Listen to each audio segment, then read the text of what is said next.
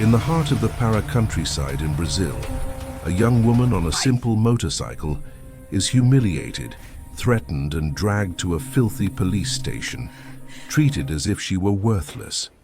What those men didn't realize was that this any young woman was precisely the person with the power to turn upside down the entire structure of abuse, corruption, and fear that they maintained in Santa Esperança do Norte. When the truth about who she really is finally comes out, every second of that humiliation turns into the spark of a career-shattering scandal that will expose ancient secrets and give a voice to victims who never had the courage to speak out. This is the story of a judge they dared to humiliate, and the day they realized too late who stood before them. Before proceeding to the beginning of this exciting story, take the opportunity to subscribe to the channel and leave your like. Here you will always find strong narratives based on justice, courage, and overcoming that move the heart and still make you reflect on the world in which you live. By subscribing, you don't miss an episode, and you help this type of content, which denounces abuse and values honest people, reach many more people who need to hear stories like this. Helena Duarte could smell wet earth mixed with the sultry heat of the Pará hinterland. As the small motorcycle cut through the narrow road leading to Santa Esperança do Norte, a city that month, seemed bigger than it really was because of the COP30 in Belém, which attracted journalists, activists, reinforced police, and a flood of curious eyes to the entire region. She wore simple jeans, a light cotton shirt, and an ordinary helmet, without any insignia that could denounce her as a newly sworn-in substitute judge in the local district, just as she had planned when she left home that morning. At the age of 27, with her face still youthful, but the tired look of someone who had already seen more injustice than she would like to admit, Helena had decided to do something rare. Turn off the functional phone, dismiss the official car, leave the security guards in Belém, and go alone visiting a childhood friend who was getting married in a small village on the outskirts of Santa Esperança do Norte, where wooden houses balanced on stilts and children ran barefoot with a joy that seemed to ignore all reports of violence and abuse of power in the region. She was engaged to a prosecutor, Dr. Caio Menezes, known in Belém for facing corruption schemes which made her life even more guarded and sometimes dangerous. But that day she wanted to be just Helena, the girl who grew up between rivers and backyards, and not the judge who signed decisions that made police officers tremble and politicians whisper her name in closed meetings. Santa Esperança do Norte carried a heavy fame. It was spoken in a low tone in the lottery queues of a police accustomed to solve everything in the scream, of a delegate who knew how to move the papers, and of a gaping clientelism in which the poorest always lost, even if he was right. As the bike moved through stretches of potholed asphalt and pieces of dirt, Helena observed every detail with the trained mind of someone who had already learned to read more than people said. She noticed who lowered their gaze at the sight of a car, who changed the sidewalk, who shook her son's hand harder. The grey sky covered the landscape like a silent warning, and the warm wind that beat in his face seemed to blow stories that had not yet been told in any process. Even so, she took a deep breath and tried to remember that that trip had a simple and beautiful purpose: to hug her childhood friend, personally deliver an official warrant that, at the same time, freed some bureaucratic procedures linked to the ceremony, and resolved legal issues involving the land where the party would be held, a detail that only someone like Helena would have been willing to solve personally. At the bottom of the cloth bag she carried across her shoulder, along with a modest wallet and a small nécessaire, was the document with the stamp of the Court of Justice, folded with care, and an engagement ring that she used to take off when she wanted to disappear from the sight of the curious, as she had done that day, leaving the symbol of the commitment to the prosecutor guarded, almost hidden among papers. She did not imagine, however, that this choice to go without protection, without a visible badge, without a title, would be exactly what would reveal the worst and at the same time the most transformative side of that city. A few kilometers from Belém, already approaching a dusty village, Helena spotted something that at first glance seemed just another routine blitz. Crooked cones strewn across the narrow lane, an old pickup truck with a faded local police emblem, two poorly parked cars and three uniformed men talking loudly, laughing at some inside joke, while a fourth policeman smoked, leaning against a makeshift wooden pole. The motorcycle slowed down on its own, obeying Helena's nervous hand, which immediately activated the observer mode, accustomed to seeing in detail the scenarios that would end, later, described in inquiries and testimonies. The blitz seemed too improvised for the standard required in COP 30 times, in that region where, theoretically, policing should be more professional and visible. But what she saw were dirty boots, open vests, weapons hanging carelessly, and looks full of an arrogance that she knew well from old processes, from when she was still an intern in the court. As soon as she stopped the motorcycle next to a cone, one of the policemen approached with heavy steps, the rifle hanging on his chest, and without any polite greeting, already began the approach with a cutting tone, demanding documents as if she were a dangerous suspect and not a simple traveler on her way to a wedding. Helena handed over her driver's license, motorcycle document and ID with firm hands, keeping her voice calm and respectful, even when he, without even looking straight, muttered that everything here is strange and that she must be running too much for this road. Another younger police officer approached, laughing derisively and making a venomous comment about her being too tidy for this hour, hinting at what kind of woman would dress up like this to cross an isolated road in the middle of a sultry afternoon and alone in a place known for stories that families preferred not to tell their daughters. While a third officer circled the bike with an appraising gaze, as if already calculating how much an unfair arrest would be worth, Helena took a deep breath, maintaining the self-control she had learned in the most tense hearings. She knew that whoever lost control first also lost respect and, often, reason before the system. The police officers insisted that there was something wrong, even with all the documentation perfectly up to date, and one of them began to force the narrative that she was at high speed, without any measuring equipment nearby, as if his word was enough to turn a lie into official truth. When a sergeant with a hardened expression, who appeared to be the leader there, approached, the atmosphere became even heavier. He cast a glance from top to bottom, without worrying about hiding the machismo disguised as a joke, and with a crooked half-smile suggested that new woman on a motorcycle alone at this end of the world is either very brave or is preparing some. Helena kept her head up, always answering with "sir" and short but firm phrases, watching the tone of the veiled threats, the way they were getting too close to the bike, the way one of them was already trying to reach her bag, slung over her shoulder, without presenting any warrant or plausible justification. Every second there was a test of her patience and of her inner commitment to the truth. She could, with a single sentence, dismantle that corrupt staging, show who she was, call the court, trigger the prosecutor groom in Bethlehem, but she chose strategic silence. I wanted to see to the safe limit how far those men would go when they believed they were standing before an ordinary woman, without title, without protection, without a known surname. And it was precisely this decision that would turn that improvised blitz into the spark of a scandal that would shake not only the little holy hope of the North, but the entire Bethlehem region that pretended not to see what was happening in the shadows of the local authorities. The sergeant took a step forward, getting so close that Helena smelled the strong smell of sweat mixed with cheap cigarettes, and pointed with his chin at the bag she held tightly to her body, demanding that she hand it over for a routine search,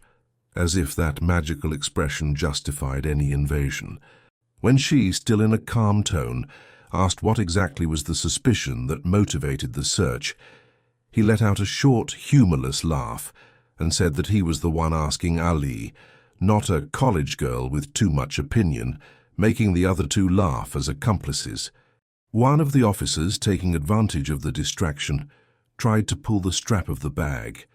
but Helena retreated half a step, answering that, without a warrant or legal justification, that magazine would be an abuse of authority, a phrase that caused a sudden change in the countenance of the sergeant, who now seemed irritated by someone questioning his imposition. He gave her a dry shove on the shoulder, not hard enough to knock her over, but humiliating enough to make it clear that he wanted her to feel small, and shouted that she needed to learn to respect the uniform, while calling her out of control and ungrateful, even as she kept her voice low and articulate. Another officer, bolder, blurted out a venomous comment about how such a pretty woman ought to be in other company on that road, hinting at things that made Helena's blood boil inside, but which she, on the outside, only responded to with a steady look, the kind she used to cast at the hearing when witnesses lied shamelessly. She was engaged to a well-known prosecutor in the capital, and she knew exactly how serious those sentences would be in a formal report. But she still decided to keep that letter in her pocket, watching, memorizing, letting the scene unfold to expose, in full, the rot of those who used the uniform as a shield for abuse. When the sergeant, now openly angry, declared that he would seize the bike for irregularities that he did not even know how to name, Helena realized that the limit was approaching.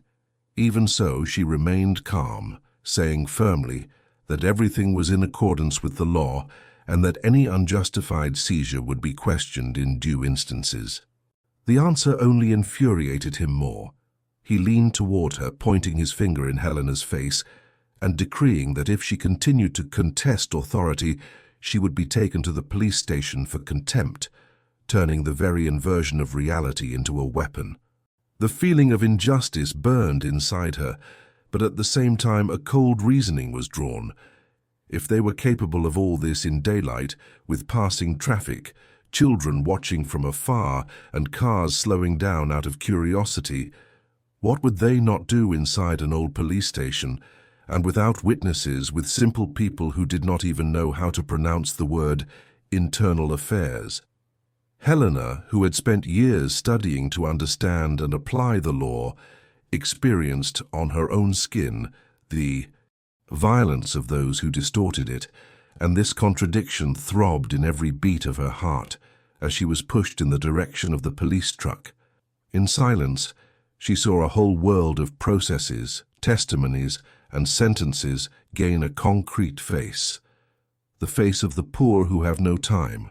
of the discredited woman, of the young man who is never heard. And he decided there that if that humiliation needed to happen, it would be to serve as proof so that no excuse for misunderstanding would survive when the truth came out. The police station where they took her was in an old building, with walls stained by time and infiltration, with a crooked plaque on the facade that barely read the name of Santa Esperanza do Norte, as if even the identity of the place was tired of so much neglect. As she got out of the truck, her wrists aching from the way one of the policemen had held her, Helena smelled the heavy smell of mold mixed with sweat and cigarettes escaping through the open windows, and soon realized that inside the imbalance of power was even more brutal than on the road. In the narrow corridor, she passed a cell where 3 men shared a space that would barely hold 2, with a torn mattress thrown on the floor and a bucket in the corner, while a 4th detainee, handcuffed to a broken plastic chair, seemed on the verge of fainting without anyone bothering to offer water. The agent driving her made sure to pull her by the arm with unnecessary force, as if to demonstrate to everyone present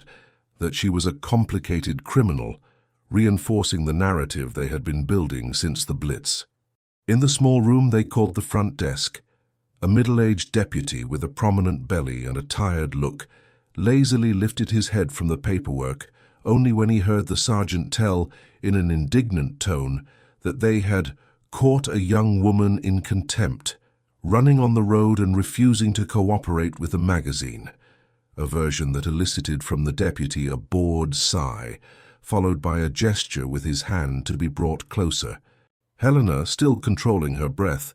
quickly realized the dynamics there. No one questioned anything, no procedure was explained.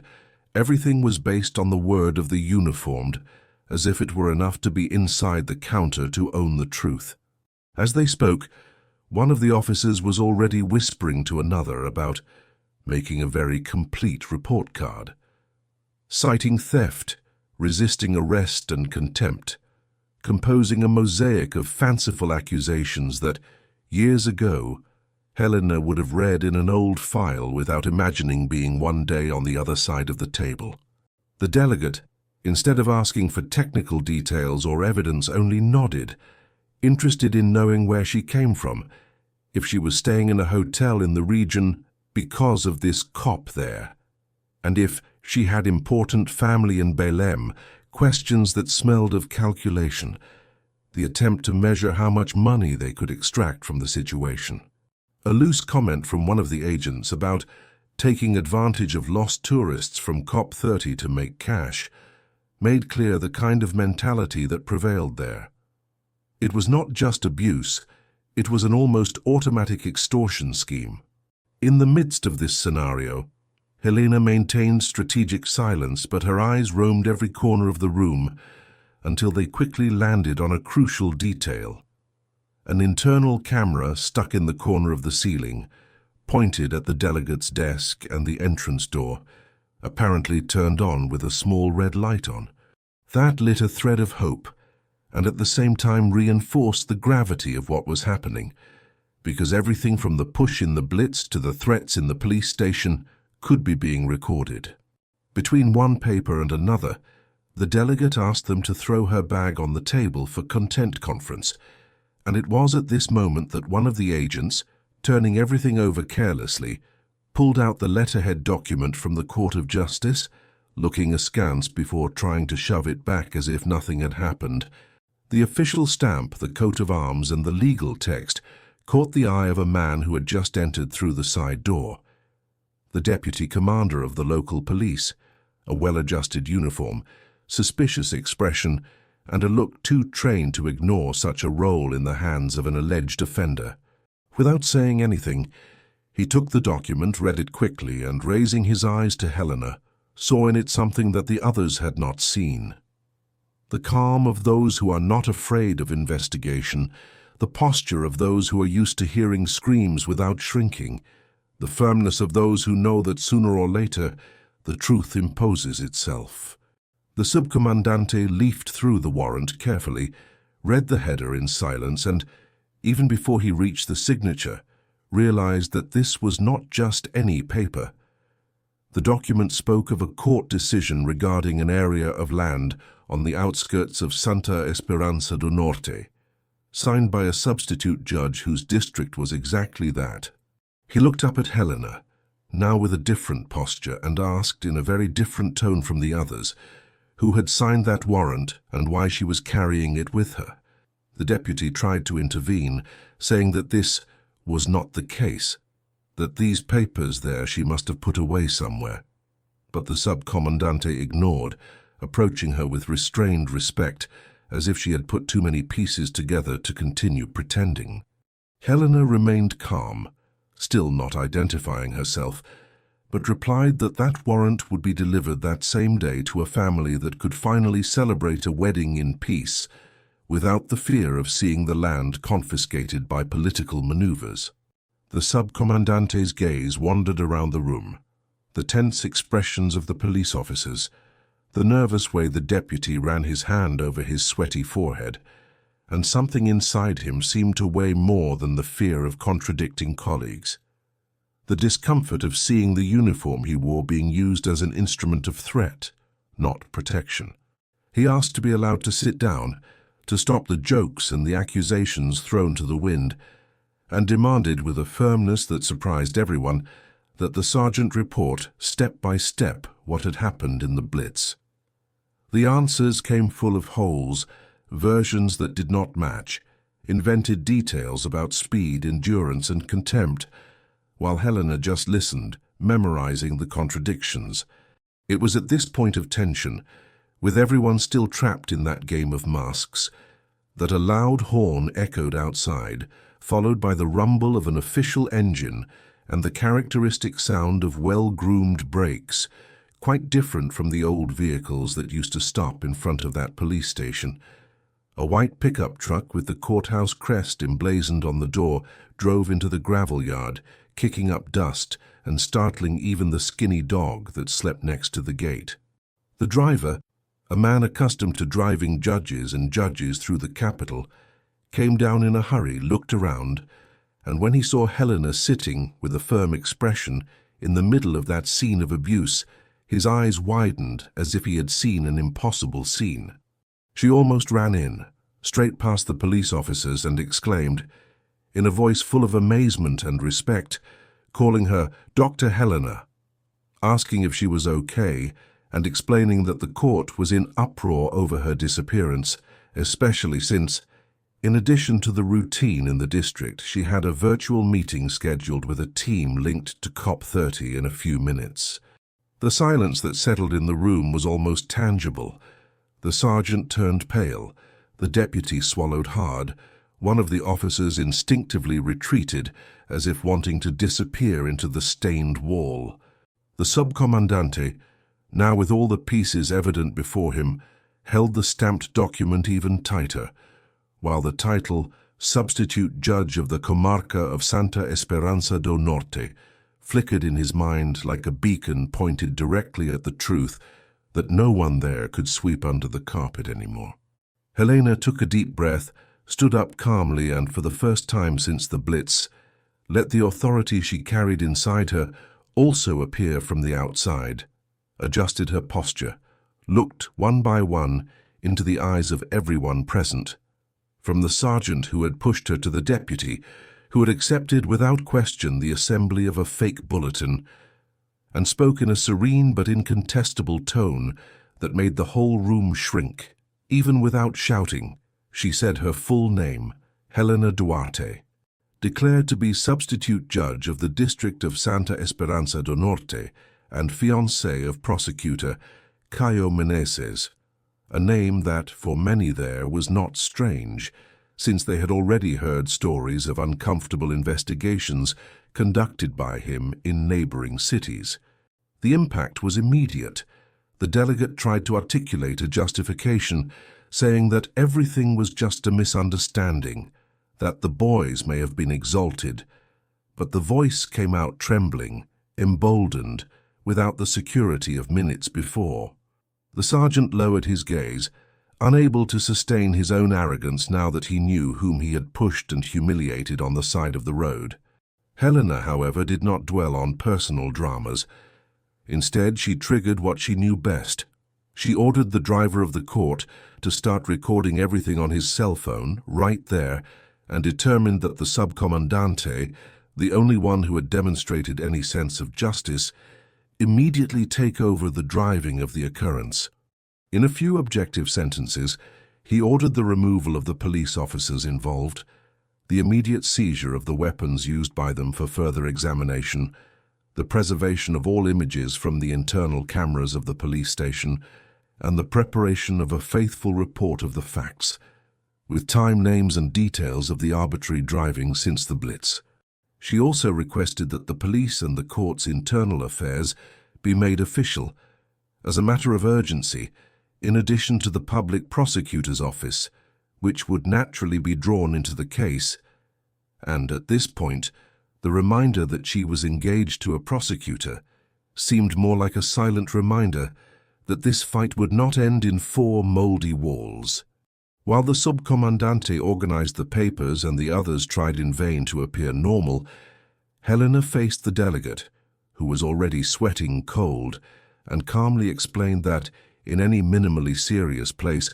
authority is not proven with shouting or humiliation, but with respect to the law and the human being. In the days that followed,